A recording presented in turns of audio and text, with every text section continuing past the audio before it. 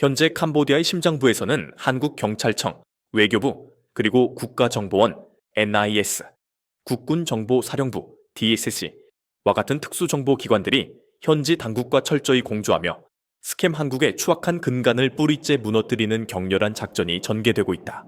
대한민국 정부는 더 이상 자국민이 국제 범죄 조직의 소나기에 희생되는 비극을 묵과하지 않겠다는 강렬한 의지를 만천에 표명하며 이 끈질긴 범죄 조직을 소탕하기 위해 특수요원들까지 정역적으로 동원한 것이다.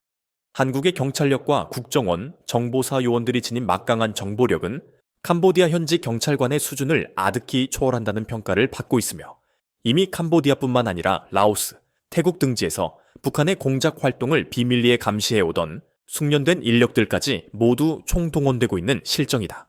당초 단순한 중국계 폭력 조직으로 알려졌던 이들이 북한과 깊숙이 연관되어 있음이 확인되자 조직을 완전히 괴멸시키려는 한국의 의지는 마치 뜨겁게 다궈진 쇠처럼 더욱 단단하고 강경해졌다. 최근 한국 정보 요원들이 범죄 조직의 은신처를 정확히 파악하여 캄보디아 경찰과 함께 현장을 급습하는 긴박한 영상들이 잇따라 공개되면서 태국을 비롯한 동남아시아 각국 매체들은 한국이 움직이자 믿을 수 없는 상황이 벌어지고 있다.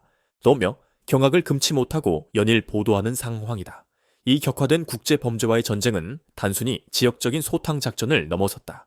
대한민국은 동남아시아 지역 범죄 단지에 효과적으로 대응하기 위해 인터폴,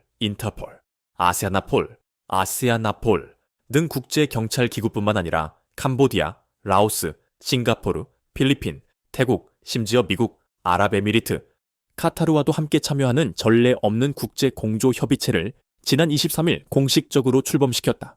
이는 한국 경찰이 주도하여 국제사회가 공동 대응에 나서는 최초의 공식 협력 플랫폼이라는 점에서 그 의미가 막중하다. 한국이 구축한 이 견고한 공조체계는 최근 엄청난 힘을 발휘하고 있다. 캄보디아 조직원들이 미얀마로 도망쳤다는 첩보가 전해지자 미얀마 군인들이 즉각 범죄 조직을 급습했고 그들이 강을 건너 태국으로 필사적인 피난길에 오르는 장면이 포착되기도 했다. 한국은 미얀마, 라오스, 베트남, 태국 등 인접국과 빈틈없는 공조를 펼치며 범죄 조직을 맹렬히 추격하고 있어 한때 캄보디아를 벗어나면 숨을 곳이 있을 것이라 믿었던 이들은 이제 사방이 막힌 밀에 갇힌 신세가 되었다. 지난 10월 16일에는 김상진 주 유엔 대한민국 차석대사가 유엔 총회 연단에서 국제사회의 공동 대응을 촉구하며 스캠 전쟁의 수위를 유엔 차원으로까지 끌어올렸다. 한국의 대응팀은 캄보디아 외에도 미얀마의 메워디, 필리핀의 반반, 그리고 오쿠노 지역 인스티로 언급됨을 포함하여 동남아시아 전역에 걸친 4개의 거대한 스캠 조직 거점을 국제사회에 공개하며 이들 지역을 완전히 소탕해야 한다고 강력히 주장했다. 보고서에 따르면 이들 초국가적 범죄 조직은 중국계 검은 자본 AV진과 현지 정치인, 심지어 군 간부들의 노골적인 비호와 지원 아래 그 영향력을 전방위적으로 확대하고 있는 것으로 드러났다. 일각에서 현지 경찰이 형식적인 수색과 체포 신용만 내며 범죄 조직에 실질적인 타격을 주지 못한다고 비판할 때 한국 정부는 이제 국제사회의 공조를 통해 동남아시아의 스캠 소굴을 뿌리 뽑겠다는 서사에는 눈에는 눈 잔혹식의 결연한 의지를 보여주고 있다. 한편 현장에서는 대규모의 한국인 구출 작전이 숨가쁘게 전개되며 감금되거나 위험에 처했던 국민들이 하나둘씩 생명의 빚을 지고 구출되고 있다.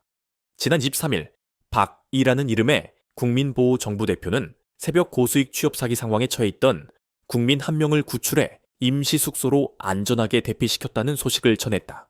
그는 구출 과정에서 현지 경찰이 신속히 협조했으며 임시 숙소에서 행정 절차를 밟아 한국으로 송환할 것이라고 밝혔다. 같은 날 캄보디아 시아누크빌 도심 한복판에서 지나가는 차량에 대사관과 아버지를 불러달라며 절박한 도움을 요청하던 한국인이 구출되는 극적인 사건도 발생했다.